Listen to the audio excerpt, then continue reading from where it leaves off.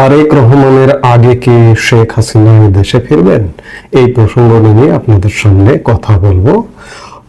এই মুহূর্তে যদি আপাত দৃষ্টিতে আমার এই কথাটি মনে করেন যে তারেক রহমান এবং শেখ হাসিনা দুই মেরুর এবং বিপরীত মেরুর দুজন মানুষ।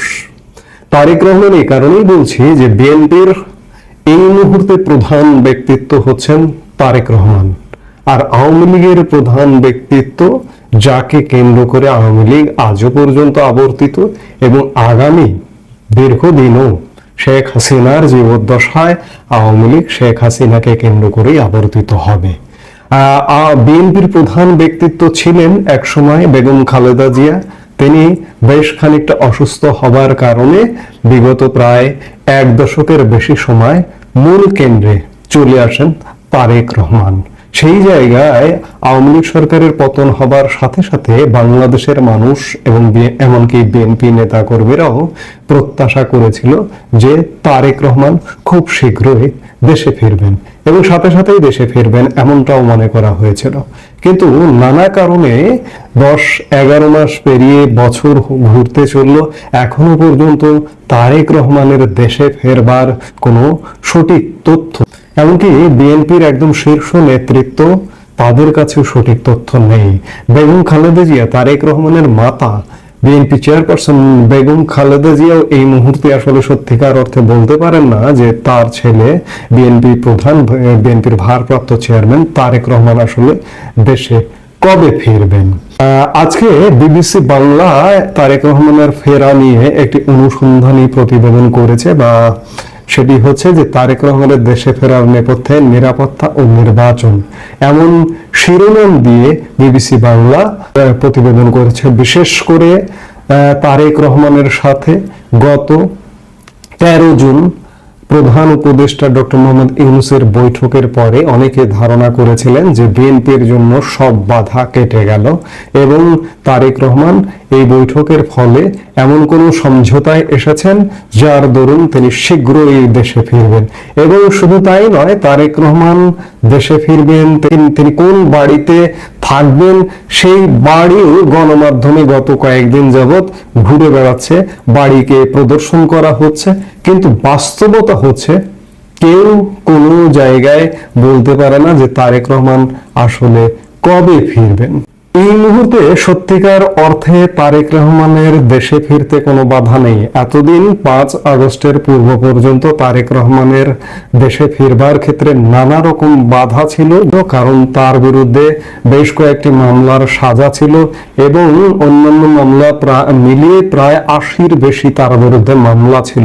সেই জায়গায় তিনি সেই সময় যদি দেশে ফিরতেন তাহলে এয়ারপোর্ট থেকেই গ্রেপ্তার হতেন, কিন্তু এখন তার সকল সাজা মওকুফ হয়ে গেছে, সকল মামলা থেকে খারিজ হয়েছেন এবং তার দেশে ফিরবার ক্ষেত্রে কোনো বাধা নেই, এটি সরকারের তরফ থেকেও বলা হয়েছে।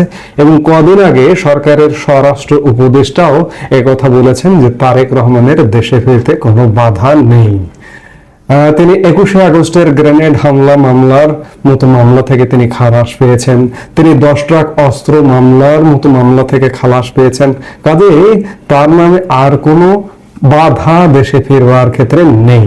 এরপরেও একটি প্রশ্ন বারবার চারিদিকে উচ্চারিত হচ্ছে যে আইনি এবং সকল বাধা দূর হলো দীর্ঘ প্রায় 17 বছরের দেশের বাইরে থাকা তারেক রহমান আসলে কবে দেশে ফিরবেন। এ বিষয়ে এখনো সুনির্দিষ্ট দিনক্ষণ বা পরিকল্পনা প্রকাশ করা হয়নি। 2007 সালে সেনা সমর্থিত তত্ত্বাবধায়ক সরকার ক্ষমতা আসার পর তারেক রহমান গ্রেপ্তার হন এবং 2008 সালে তিনি লন্ডনে যান। পরে সেখানেই তিনি রাজনৈতিক আশ্রয় নেন।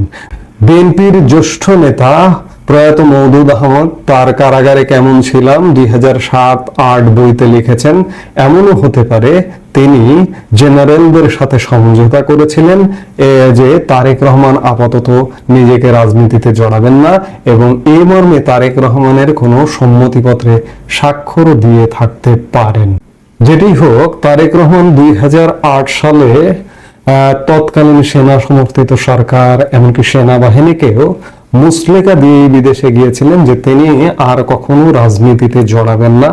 আমরা এই বিষয়ে বিএনপি চেয়ারপারসন বেগম খালেদা জিয়ার সাক্ষাৎকারও দেখেছি।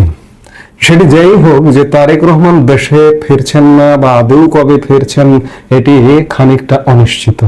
এখনো তার ফিরবার ব্যাপারে কোনো সিগন্যাল নেই। আমরা কদিন আগেই ভেবেছিলাম ডক্টর মোহাম্মদ ইউনূসের সঙ্গে তারেক রহমান যখন বৈঠক করলেন, ভেবেছিলাম যে তিনি 1 মাস বা 2 মাসের মধ্যেই দেশে ফিরবেন, কিন্তু সেই সব ধারণাকে মিথ্যা প্রমাণ করে এখন পর্যন্ত দেশের রাজনৈতিক প্রেক্ষাপট, নিরাপত্তা ইস্যু যে কোনো ভাবে বলা যায় এটি যে তারেক রহমান আদৌ আসলে কবে দেশে ফিরবেন সেটি এক প্রকার অনিশ্চিত। এই যখন অবস্থা, 1 বছর চলে যাচ্ছে, তারেক রহমান দেশে ফিরতে পারছেন না, তখন রাজনৈতিক বিশ্লেষকদের কেউ কেউ বলছেন যে তারেক রহমানের আগে দেশে ফিরবেন আওয়ামী লীগ প্রধান, আওয়ামী লীগ সভানেত্রী শেখ হাসিনা। যদিও এটি কারো কাছে রূপকথার গল্প মনে হতে পারে, কারো কাছে এটি অতিরঞ্জন মনে হতে পারে, কিন্তু বাস্তবতা কিন্তু দিন দিন সেদিকেই মোড় নিচ্ছে। বর্তমান অন্তর্বর্তীকালীন সরকারের যত রকমের নেতিবাচক কর্মকাণ্ড হচ্ছে, এর প্রধান দায় কিন্তু এসে বিএনপির উপরে চেপে বসছে, একই সাথে এনসিপি এবং জামাতের উপরে বসছে। অর্থাৎ যে কোনো একটা রাজনৈতিক দল বা রাজনৈতিক সরকার ব্যর্থ হলে রাজনৈতিক দলের সরকার থাকে, সেই সরকার এবং দলের উপর বর্তায়। ইতিমধ্যে বাংলাদেশের মানুষ কিন্তু 1 বছরের শাসন দেখে ফেলল, এবং এই দেখে ফেলবার এই সরকারটির নেপথ্য রাজনৈতিক দলকে, যারা এই সরকারটিকে সমর্থন দিচ্ছে বা দেবে, তারাই নেপথ্য রাজনৈতিক শক্তি বা নেপথ্য রাজনৈতিক দল। ইতিমধ্যে সরকারি দলের মতো অবস্থায় পৌঁছে গেছে বিএনপি, জামাত, এনসিপি। যখন একটি বিরোধী দল রাস্তায় থাকে এবং সরকারি দল ক্ষমতায় থাকে, তখন বিরোধী দলের পক্ষ থেকে শুধু না, দেশের জনগণের পক্ষ থেকে যত রকমের নেতিবাচক কর্মকাণ্ড হয় তার দায় কিন্তু সেই সরকারি দলের পড়ে। এখন সরকারি দল বিএনপি, জামাত এবং এনসিপি, তাদের উপরে দায় পড়ছে, এবং বিরোধী বাংলাদেশের এই মুহূর্তে যে রাজনৈতিক দলটি এই মুহূর্তে রাজনীতিই করতে পারছে না, সেই দলটি ধীরে ধীরে জনপ্রিয় হয়ে উঠছে, এবং এই জনপ্রিয়তা কোথায় নিয়ে গিয়ে ঠেকাবে সেটা সত্যিকার অর্থে বলা কঠিন। আমরা জানি যে 5 অগাস্ট একটি ম্যাসাকারের মধ্য দিয়ে আজকের অন্তর্বর্তীকালীন সরকার এসছে, এবং সেই সরকার সমর্থিত রাজনৈতিক দলগুলো দাপিয়ে বেড়াচ্ছে।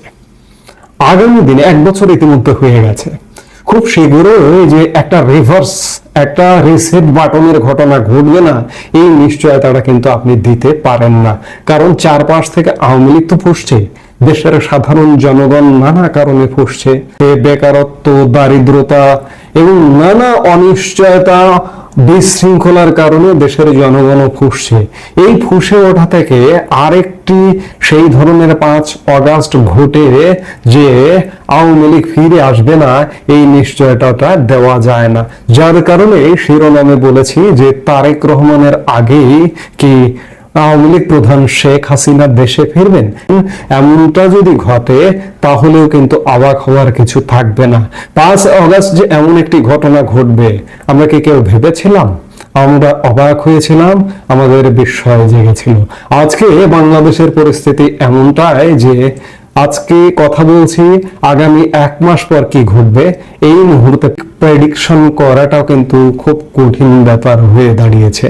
ঠিক এবছর অগাস্টে যদি আরেকটি ঘটনা ঘটে যায়, সেক্ষেত্রেও অবাক হওয়ার কোনো কারণ ঘটবে না যে তারেক রহমানের আগে শেখ হাসিনা দেশে ফিরছেন। এই মুহূর্তে পর্যন্ত সবাই ভালো থাকুন, সুস্থ থাকুন।